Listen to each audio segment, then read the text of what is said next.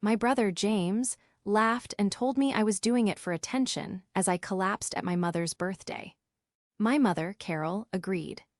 They stopped laughing when the EMTs shouted, "No pulse, starting compressions," and I made a decision from my hospital bed that would cost them everything they thought they were entitled to. This is where the story truly begins, and you won't want to miss what happens. Make sure you're subscribed to see it through to the end. We're always curious. Where in the world are you all watching from today? Let us know in the comments. The crystal wine glass felt impossibly heavy. It was my mother's 67th birthday, and the restaurant her choice was loud, overwrought, and suffocatingly warm. I'd been feeling off all day, a strange, fluttery lightness in my chest that occasionally blossomed into a dull ache, accompanied by waves of dizziness. As a university librarian, my days were quiet, ordered, and predictable. This feeling was none of those things. But I said nothing. Saying something in my family was an invitation for dismissal. For Catherine, the quiet, bookish one, to complain of an ailment was to be dramatic. It was ruining the mood. And this was my mother, Carol's, night. More accurately, it was her son, James's, night to perform for her. My brother James was holding court, a half-empty bottle of expensive Cabernet in his hand. At 44, he was still the golden boy, a flashy car salesman with a dazzling smile, a booming laugh, and a big deal always just about to close. My mother adored him, her eyes tracking his every gesture with a proprietary shine. My husband, David, a software engineer who valued logic over volume, sat beside me, his knee pressing reassuringly against mine. He'd noticed my discomfort earlier, his brow furrowing. "You okay, Kath?" he'd murmured. I had waved him off with a tight smile. "Just tired. The archives were dusty this week." Now James raised his glass. "To the Queen, Mom, you don't look a day over. Well, let's just say you look fantastic. And to me, for inheriting your good looks." Everyone laughed, the sound tinny and distant. The fluttering in my chest was no longer fluttering. It was hammering, a frantic bird trapped against my ribs. The room suddenly tilted, the candlelight smearing into streaks of yellow. I gripped the edge of the table. "Catherine, raise your glass," Carol snapped, her smile not reaching her eyes. "Don't be rude." I tried to lift my arm, but it felt like it was encased in lead. A sharp, searing pain shot from my chest up into my jaw. I couldn't breathe. It wasn't a gasp for air. It was as if my lungs had simply forgotten their function. I don't," I managed to whisper, the faces around me blurred. "Oh, for heaven's sake," Carol sighed, rolling her eyes. "She's doing it again." "Seriously, Kath?" James laughed, a full-throated, dismissive bark. "It's a toast, not a final exam. You're just doing it for attention." He was still laughing as I slumped sideways. The last thing I heard before my head hit the plush carpet was my husband, David, roaring my name. Then, a profound, heavy silence. I surfaced for a moment to chaos. Someone was shouting. My chest was on fire, but not from the inside. There was an immense, rhythmic pressure. "Clear," a voice yelled. My body arched off the floor in a violent, unnatural spasm. I was no longer at the table. I was on the floor, my blouse ripped open. Strangers in blue uniforms were above me. "No pulse," a new voice said, his tone grim. "Starting compressions."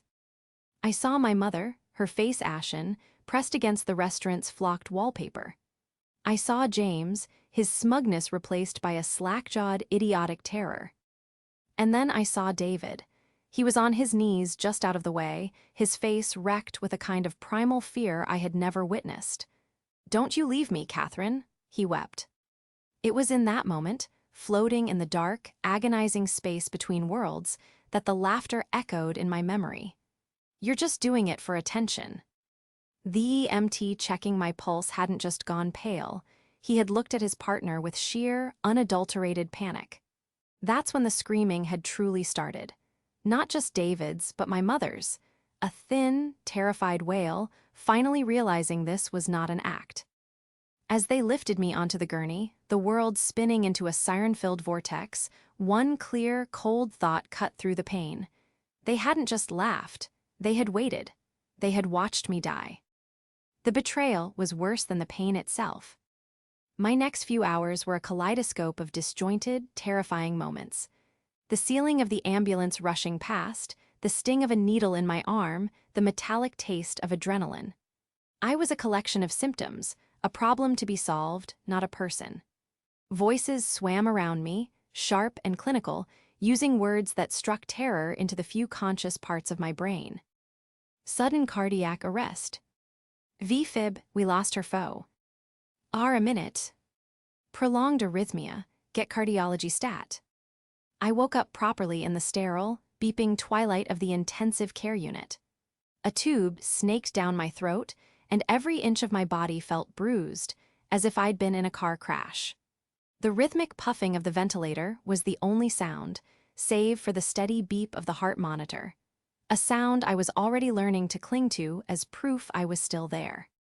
David was asleep in the hard plastic visitor's chair, his head bowed, his glasses askew. He looked 10 years older than he had at dinner.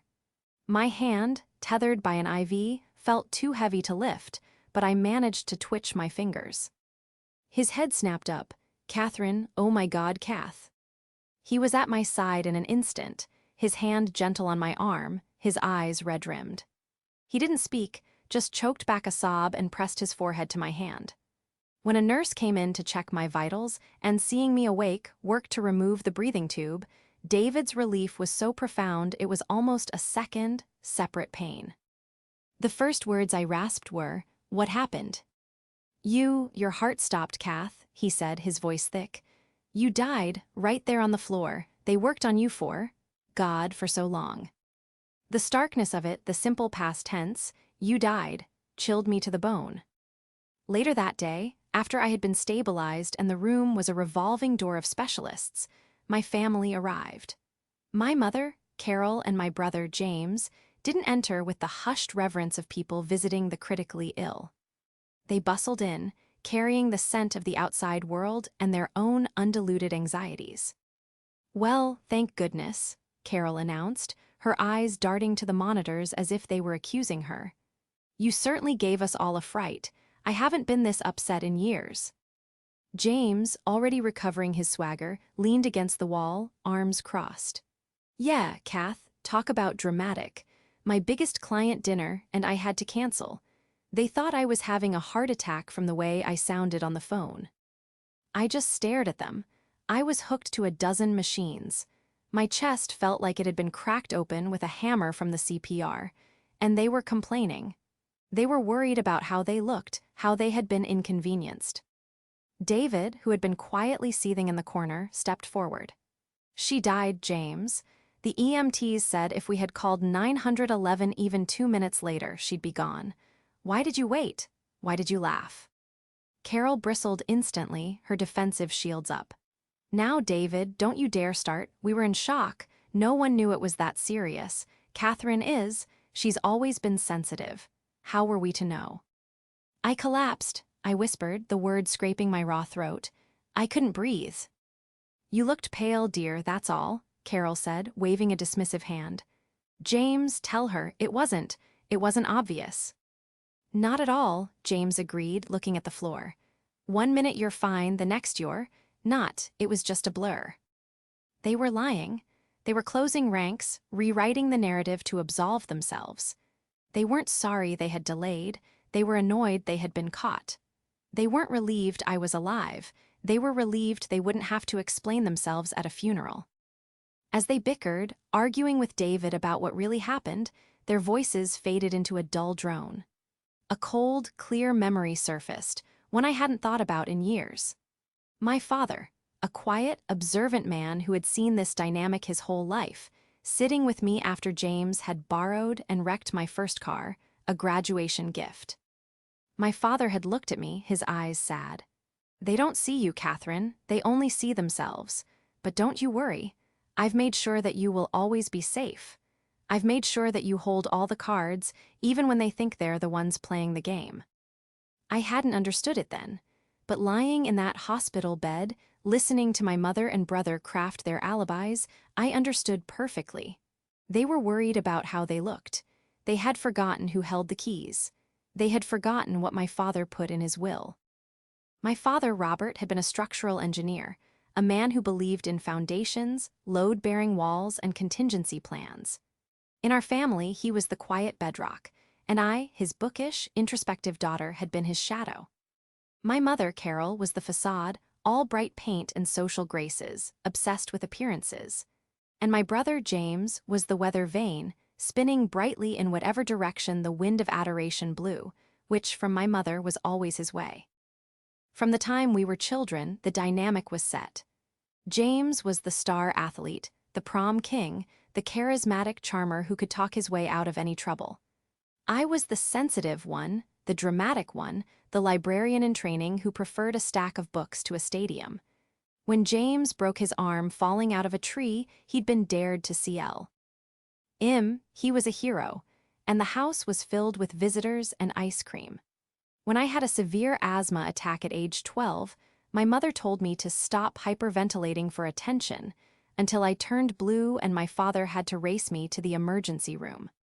My father saw it all.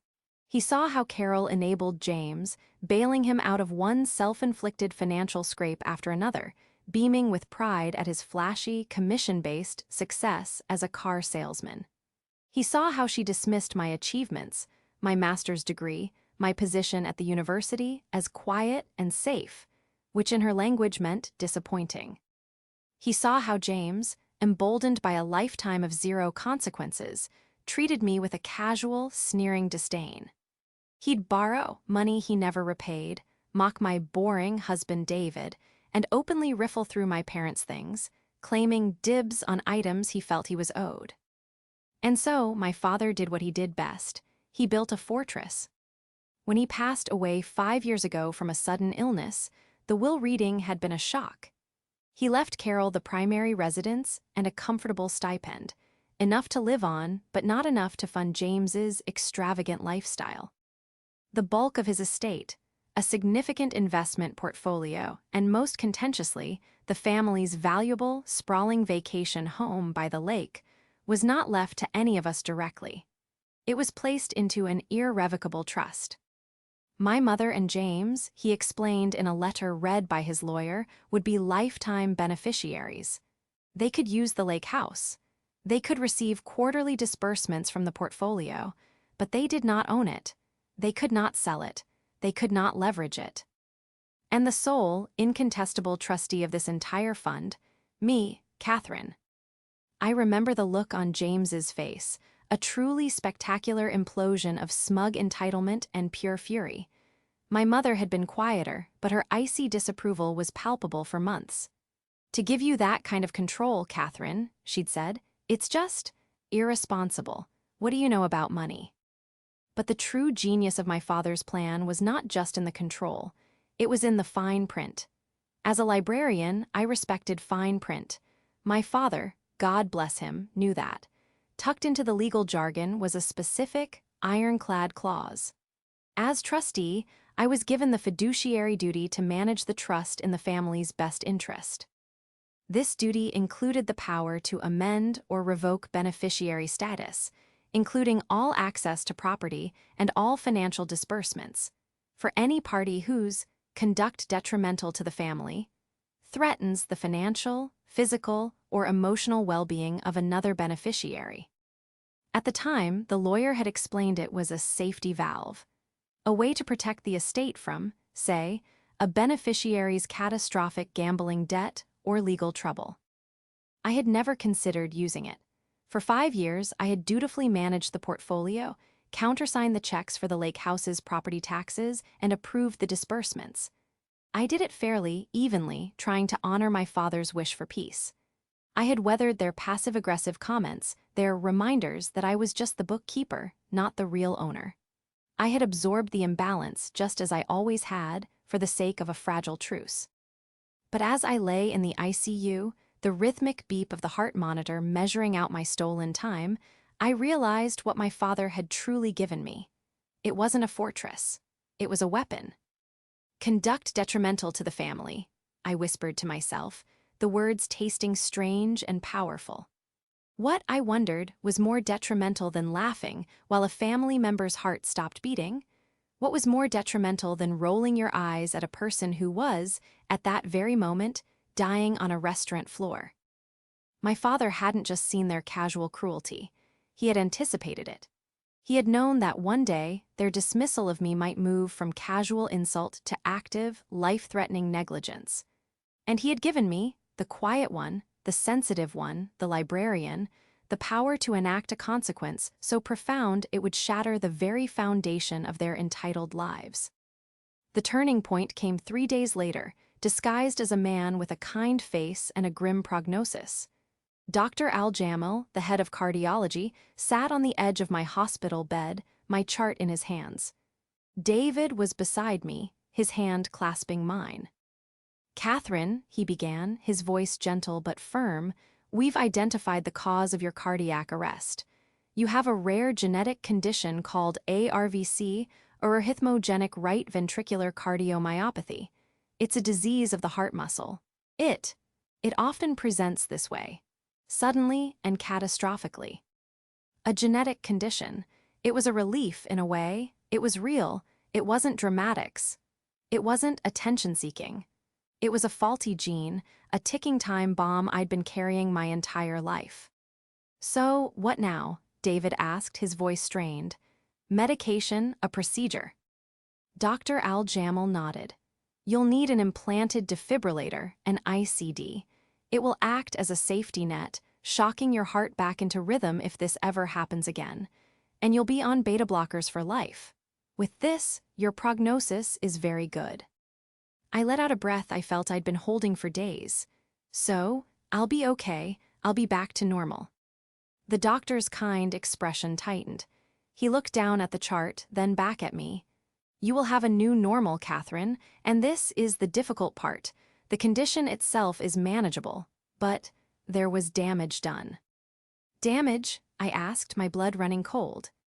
"When your heart stopped," he explained, "it was deprived of oxygen. The EMT report states they achieved a rhythm in the field, but there's a discrepancy. The time from your collapse, as reported by your husband, to the time 911 was called, and then to the time CPR was initiated. There was a significant delay." I stared at him, my throat closing. "I'm so sorry, Catherine," he continued, "but that delay, the minutes your brain and heart were without blood flow, it caused permanent, significant damage to your heart muscle. Your ejection fraction, that's the measure of how much blood your heart pumps out, is much lower than it should be. The tissue is scarred." He must have seen the look on my face, the dawning horror, the bottomless rage. "To be perfectly blunt," he said, his voice hardening with a sudden, protective anger, "the people who were with you waited. They watched you die. 5 more minutes, hell, maybe 2, and we wouldn't be having this conversation at all. You'd be gone. That damage, that's on them. 5 more minutes." The words echoed in the sterile room. All the air was sucked out, replaced by a cold, sharp resolve that felt like ice in my veins. My weakness, my fear, my lifelong habit of accommodating their cruelty, it all burned away. In its place was a quiet, precise librarian's fury. When the doctor left, David just looked at me. He didn't have to say anything. He knew. As a software engineer, he was a man who understood inputs and outputs, cause and effect. "David," I said, my voice shockingly steady, "get my laptop, and then I need you to make 2 calls." "Who?" he asked, his own anger simmering. "First, to my father's lawyer, Mr. Harrison. Tell him I need to speak with him urgently about the trust. Tell him I need to invoke the conduct detrimental clause, and I want a full accounting of every cent James and my mother have received in the last 5 years." David's eyes widened. He nodded, a grim smile touching his lips. "And the second call?" "The restaurant," I said, "but not to them, to their security company. You told me once you installed a new system for them as a freelance gig, the one with the cameras in the dining room." David's face went pale, then lit with a fierce, terrible understanding. "To monitor the staff," he whispered. "To watch the cash registers. Yes, it's cloud-based. The footage, Kath, the footage would have audio." "I know," I said. "I need you to get it. I need you to download the entire incident, from the moment James starts his toast to the moment the EMTs carry me out. That's evidence, Kath, he said. I know, I replied, turning to look at the heart monitor, its steady beep a testament to my survival. I'm a librarian, I'm building my case, and I'm going to need my exhibits. While David was gone, I made a call of my own to the hospital's billing department. I requested an itemized copy of my bill, every aspirin, every ECG, every minute of ICU time. I was no longer a victim, I was a researcher, and the subject of my research was justice. I was moved out of the ICU and into a cardiac step-down unit 2 days later. The permanent damage was a new, unwelcome resident in my body. I was perpetually tired, breathless after walking to the bathroom, and acutely aware of the ICD device implanted beneath my collarbone, a little sentinel guarding my life. I was propped up on pillows, reading a new cardiology pamphlet when my door swung open. It wasn't David, who had been my constant, gentle guardian. It was James and Carol. They didn't bring flowers. They brought an atmosphere of frantic, self-absorbed energy. "Catherine, thank God," James said, not as a greeting, but as an exclamation of his own relief. He was wearing his best sincere salesman suit, a navy blue that he thought made him look trustworthy. "You're sitting up, you look 1,000,000 times better. We were so worried." "Worried," I repeated, my voice flat. I set the pamphlet down. "Beside ourselves," Carol chimed in, fussing with the blanket at the foot of my bed. "I've had a migraine for 3 days straight. The stress. Well, you can imagine." I didn't have to imagine. I looked from her pinched, annoyed face to James, who was practically vibrating with impatience. "So, Kath," he said, clearing his throat and attempting a charming smile. "Since you're, on the mend, I have a small favor to ask." I just stared at him. The sheer, colossal audacity of it. I was here, my life permanently altered because of them, and he was here to ask for a favor. "It's no big deal," he continued, oblivious to the thundercloud gathering in the room. "But you know that big deal I've been working on? The one with the dealership expansion? Well, the financing hit a tiny snag. I just need a small, temporary float from the trust, just to show good faith. Just to tide me over until the commission checks clear. 50,000 should do it." 50,000. He said it like he was asking for pocket change. Carol nodded encouragingly. "It's a wonderful opportunity for him, Catherine, and your father would have wanted to help. It is family money, after all." The room was silent, broken only by the quiet ticking of the clock on the wall. I looked at James with his desperate, greedy eyes. I looked at my mother with her willful blindness and enabling smile. "No," I said. The smiles froze. What do you mean no?" James stammered, his charm flickering. "I mean no, I will not be approving a $50,000 disbursement from the trust. Not now, not ever." "Catherine," Carol gasped, her hand flying to her chest in performative shock. "What has gotten into you? Your brother needs this." "What's gotten into me?" I asked, and I could hear the new, cold steel in my own voice. "A defibrillator. What's gotten into me is a permanently damaged heart muscle. What's gotten into me is a medical report that says I am lucky to be alive." James's face began to darken from charm to his more familiar, petulant anger. "Oh, stop it, Catherine. Yo. You are fine now, the doctors fixed you. You can't hold that over us forever. It was an accident." "Was it?" I asked. I picked up my phone from the bedside table. "Was it an accident when you laughed, James? When you said, 'You're just doing it for attention'?" His face went pale. "Was it an accident, Mom?" I continued, turning to her, "when you rolled your eyes and said, 'Stop acting'?" Carol began to sputter. We were in shock. We didn't know. You're twisting our words." "Am I?" I said. "It's amazing what you remember when you're lying on a floor, clinically dead. I remember the laughter. I remember the disgust. I remember everything." "This is ridiculous," James shouted, his voice rising. "You're being vindictive. You're just like Dad, holding that money over our heads." "It's not your money, James," I said softly. "It never was, it was Dad's, and now it's in a trust. A trust I control, a trust with rules."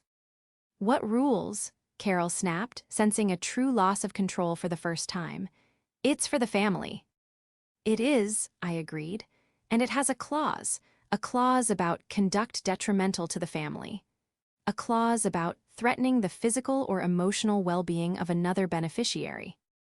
I watched the color drain completely from both of their faces. The entitlement, the arrogance, the lifetime of casual cruelty, it all evaporated, replaced by a raw, naked panic. They finally understood. They weren't here to ask for a favor from sensitive Catherine. They were here at the mercy of the trustee. "Catherine," James said, his voice a desperate, oily whisper, "you wouldn't." "The doctor seems to think I should," I said, my gaze unwavering. "He was very clear about the physical well-being part, and so does the lawyer. I spoke to Mr. Harrison yesterday. He's reviewing the situation." Carol sank into the visitor's chair, her face a mask of horror. James just stared at me, his mask of the golden boy completely gone, revealing the terrified, empty man underneath. "Get out," I said, my voice suddenly thick with exhaustion. "Catherine, please," my mother began. "Get out, I'm done. I'm done with both of you." They scrambled from the room, their retreat as chaotic and undignified as their entrance. I was left in the silence, my heart thumping a new, steady rhythm against its electronic guardian. I had faced them. I had spoken the truth.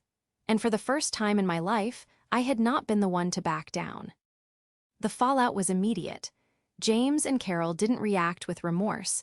They reacted with pure, cornered panic. My phone, which had been quiet, began to light up with calls and texts from extended family members. My Aunt Millie, Carol's sister, was the first. "Catherine, dear, your mother is just devastated. She says you're holding this unfortunate incident against them. Surely you can find it in your heart to forgive. She's your mother." Then came my cousin, Kyle, James's partner in more than one failed venture. "Heard you're cutting James off, Kath. That's cold. He told me what happened, said you just fainted and everyone panicked. Don't let a little hospital trip break up the family." They were spinning. They were painting me as the villain, the cold, vindictive, money-hoarding sister who was using a little feint to punish her loving family. The narrative was so familiar it was nauseating. For my entire life, I was too sensitive, too dramatic. Now I was too cruel. But this time, I had an advocate who wasn't just in my corner. He was on the offensive. David, my logical, methodical, and quietly furious husband, had not been idle. While I was in the hospital, he had gone to visit Aunt Millie. He hadn't called. He hadn't argued. He simply sat her down at her own kitchen table, opened his laptop, and played the video. He did the same with two of my father's cousins, the ones who had always respected my dad's judgment and had looked at James with skepticism.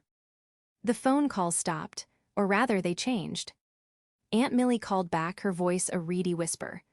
"Oh, Catherine, oh, my dear child, I had no idea, the sound of it, the laughter, and your mother, just watching, it's monstrous." My father's cousins sent a joint flower arrangement with a card that read, "Your father was a wise man. We stand with you." The ground had shifted. For the first time, the golden boy and his enabling mother had been exposed, their carefully crafted image shattered by 480 seconds of high-definition video and audio. Carol and James, sensing their support network had evaporated, tried a new tactic. They came to my home. I had been discharged a week earlier, and I was sitting on the sofa, bundled in a blanket, when the doorbell rang. David, seeing them through the peephole, motioned for me to stay put. "I'll handle this," he said, his voice low. But I shook my head. "No, I will." I stood up, my new defibrillator a hard, reassuring lump under my skin, and walked to the door. I opened it. They looked terrible. Carol's face was puffy from crying, real tears this time, tears of self-pity. James looked haggard, his salesman's shine completely gone, replaced by a desperate, hunted look. "Catherine," Carol began, her voice trembling. "You can't do this, you can't, your father would be ashamed of you. He built that trust for this family." "He did," I agreed, my voice calm. I leaned against the doorframe, refusing to invite them into the sanctuary of my home. "He built it to protect his family, and I am his family. He built it to protect me from them." From us," Carol cried. "We love you." "You watched me die," I stated. It wasn't an accusation, it was a fact, as simple and as hard as granite. "You laughed, you rolled your eyes, you waited." "It was a mistake," James burst out, his voice cracking. "A horrible, stupid mistake. I thought you were joking. How many times do I have to say I'm sorry?" "You haven't," I said. "Not once. You've complained about your client dinner. You've asked me for $50,000. You've told my relatives I'm being vindictive. But you have never, not for 1 second, said you were sorry for what you did." "This isn't fair," James yelled. "You're ruining my life over a misunderstanding." I had been waiting for this. I looked past them, to David, who was standing in the hall, holding a large manila envelope. I nodded. He walked to the door and handed the envelope not to James or Carol, but to me. I took it, my hands perfectly steady. "This," I said, "is not a misunderstanding." I pulled out the contents. The first page was the cardiologist's official report. I held it up for them to see. "This is Dr. Al-Jamal's final assessment. I've highlighted the relevant part for you." I read it aloud, my voice clear and projecting, as if I were in a university lecture hall. "Patient presents with permanent, significant cardiac muscle damage. This damage is a direct and foreseeable consequence of a prolonged delay in resuscitation." I let the words hang in the air. "This," I continued, "is the itemized hospital bill. The total so far is just over $450,000 for the ambulance, the ICU, the surgery, the lifetime of medication I will now have to take." I paused, then looked directly at James. "And this," I said, holding up the final sheet, "is the estimate for the $50,000 car you wanted me to buy you." I dropped the papers back into the envelope. "This is not a misunderstanding," I said, my voice dropping to a whisper. "This is a bill, and it has come due. My father's lawyer has scheduled a final meeting. This Friday at 10 a.m. Be there, or don't. The outcome will be the same. Now, please get off my property." I closed the door on their stunned, horrified faces. I didn't slam it. I closed it quietly, clicked the deadbolt, and leaned against it, my heart beating, strong and steady. The law office of Mr. Harrison, my father's attorney, was exactly as I remembered it. Old-growth wood, leather-bound books that smelled of dust and wisdom, and a thick, sound-dampening carpet. It was a room designed for serious, unassailable decisions. I arrived at 9:50 a.m. with David. I was frail, yes, but I felt taller than I ever had in my life. I was wearing a simple, dark blue dress, professional, quiet, and resolute. I was no longer a patient. I was the trustee. James and Carol were already there, huddled in the waiting area. They looked like they hadn't slept. James was in his rumpled, sincere suit again, and Carol was clutching a tissue. They had brought their own lawyer, a slick young man who looked more like a third car salesman than a legal mind. Mr. Harrison, a man in his late 60s with my father's same quiet, observant eyes, greeted us. "Catherine, David, please come in. James, Carol, your counsel, please." We were seated around a massive mahogany conference table. At the head of the table, a large television monitor was dark. Mr. Harrison put on his glasses and folded his hands. "We are here today to discuss the Robert H. Grant Family Trust. As you know, Catherine, as sole trustee, has expressed her intent to review the beneficiary status of Mr. James Grant and Mrs. Carol Grant." "This is an outrage," James's lawyer began immediately. "My clients are being railroaded by a vindictive family member. We are here to contest this gross overreach of fiduciary duty." "Mr. Barnes," Mr. Harrison interrupted, his voice mild but with an underlying edge of iron, Your client, Mr. Grant, and his mother, Mrs. Grant, are beneficiaries at the pleasure of the trust. They are not owners. This is not a right, it is a privilege. And one, he added, that is contingent on specific behaviors, as outlined by Mr. Robert Grant himself. He looked at me. Catherine, you have the floor. I didn't stand. I sat, my hands placed neatly on the table in front of me. Thank you, Mr. Harrison. On the evening of my mother's birthday, I suffered a sudden cardiac arrest at the dinner table. An alleged, James's lawyer started. I ignored him and placed the first document on the table, sliding it toward the center. This is the full report from Dr. Al Jamal, head of cardiology at University Hospital. It details my diagnosis of ARVC.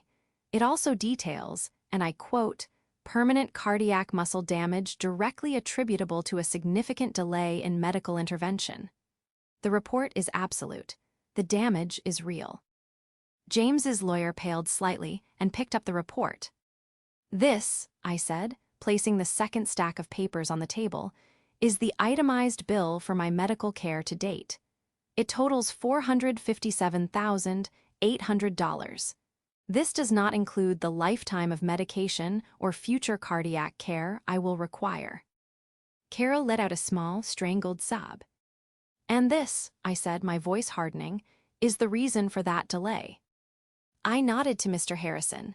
He picked up a remote and turned on the monitor. The screen lit up with the interior of the restaurant. The audio was chillingly clear. We saw the toast. We saw me clutch my chest. We saw me slump to the floor. And then we heard it. Seriously, Kath, you're just doing it for attention. The sound of my brother's booming, dismissive laugh filled the silent, wood-paneled room. It was grotesque. We heard my mother sigh. Oh, for heaven's sake, she's doing it again. Stop acting. We watched the agonizing, unbearable stretch of time. We watched David, his face a mask of confusion then terror as he knelt beside me. Catherine, her lips are blue. Call 911. Call 911. We watched James and Carol hesitate. We watched them bicker. David, calm down, you're scaring her. She's not breathing. David's scream on the video made Carol jump in her chair. We watched the entire, horrifying 480 seconds until the EMTs burst through the door, the moment one checked my pulse and the sheer panic in his voice. No pulse. Starting compressions. When the screen went black, no one spoke. Carol's lawyer was staring at his legal pad, his face white. Carol herself was openly weeping, her hands over her face. James, however, was breathing heavily. His mask of contrition had shattered, and raw, cornered fury was underneath. So what? He spat, his voice trembling. So what? It was a mistake. It was dark. We were confused. You can't ruin my life for that. I. He shot to his feet, his salesman's desperation taking over. He wasn't a son. He wasn't a brother. He was a man watching his commission, his car, his entire life disappear. This is my money, my inheritance. You librarian, you've been waiting for this. You've always been jealous. Dad always liked you best, and this proves it. This was a trap. James, sit down, his lawyer hissed. No, she's not getting away with this. You think you're so smart with your evidence. He was spitting, his face red. Thank you, James, I said quietly, cutting through his tirade. You've just confirmed conduct detrimental to the emotional well-being of another beneficiary. Right here, in front of legal counsel. He stopped, his mouth open. He had done it. He had proven my entire case for me. I turned to Mr. Harrison. Mr. Harrison, as trustee, I am invoking Article 4, Section B of the trust. I am formally and permanently revoking the beneficiary status of James Grant and Carol Grant, effective immediately. They are to have no further access to any trust funds. They are to vacate the lake house within 30 days. I picked up the pen that Mr. Harrison had placed in front of me. With a steady hand, I signed the document he had prepared. I signed my name, Catherine, the quiet one, the sensitive one, the one who held all the cards. The sound of the pen on the paper was the only sound. Then, the sound of James collapsing back into his chair, a hollow, defeated gasp. It was done. The downfall was not dramatic, like in the movies. It was a slow, quiet, and inevitable collapse. It was the sound of a foundation, rotten for decades, finally giving way. For James, the consequences were swift. The big deal he'd been counting on, the one he needed the $50,000 for, imploded. Without the trust fund to float his commission-based lifestyle, his creditors, who had been held at bay by the promise of his inheritance, all called in their loans at once. Within 2 months, his flashy sports car was repossessed. Within 6, he was forced to declare bankruptcy. The last I heard from Aunt Millie, who now only called to check on my health.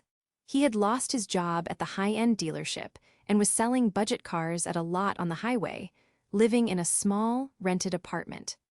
For my mother, it was a slower, more social erosion. Stripped of the quarterly disbursements and access to the lake house, her primary tool for impressing her friends, her status evaporated. She couldn't maintain the oversized family home on her own stipend. She was forced to sell it, a humiliating public admission of her new circumstances. She moved into a small, tidy condo, her world shrinking to match her new budget. The family she had tried to rally against me now kept their distance, the video of her negligence a permanent, unspoken stain. She was, for the first time in her life, truly alone. I never received an apology. I never expected one. Their panic in the lawyer's office was not for my life, it was for their lifestyle.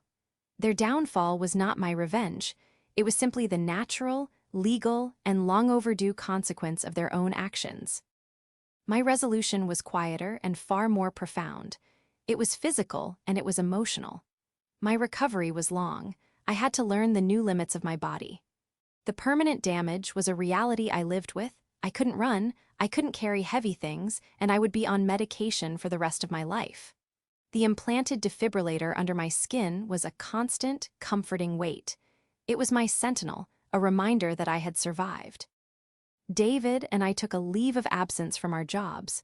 We packed our bags and went to the lake house. It was no longer the family vacation home. It was my house. It was my sanctuary. I spent the autumn reading on the wide porch, wrapped in a blanket, watching the leaves turn from green to gold to rust. David, finally able to breathe, worked on his coding projects at the kitchen table, the silence of the house broken only by the tapping of his keys and the rustle of my pages. We talked. We healed. We found our new normal. One crisp afternoon, I was sorting through my father's old desk, a massive oak piece I'd never been allowed to touch as a child. Tucked in the back of a drawer, beneath old blueprints, I found a small, locked metal box. The key was taped to the bottom. Inside, there was no money. There were no jewels. There was just a letter in my father's neat, angular handwriting. It was addressed to me. "My dearest Catherine," it began. "If you are reading this, it means I am gone, and it likely means they have finally pushed you too far. I am so sorry I am not there to protect you. I tried in life to be your shield. In my passing, I have tried to give you a sword." My hand trembled as I read on. "I know you. You are kind. You are forgiving. You will have wanted to keep the peace. You will have taken their abuse for far longer than you should have, simply because it was easier. But I knew a day might come when their selfishness would become dangerous. I knew that their casual disregard could one day cost you everything. I did not create the trust to punish them, Catherine. I created it to free you, to give you the power to say no, to give you a fortress they could not breach. Whatever they did to make you use this, know that it was not your fault. It was their choice. Live your life, be happy, be safe. Know that you were, and always will be, the daughter who was my entire heart." I closed the letter, tears streaming down my face, and held it to my chest. He had seen it all. He had known. I looked out the window, over the calm, steel-blue water of the lake. My heart, my damaged, scarred, and resilient heart, beat a steady, strong rhythm. The house was quiet. I was safe. And for the first time in my life, I was finally, completely at peace.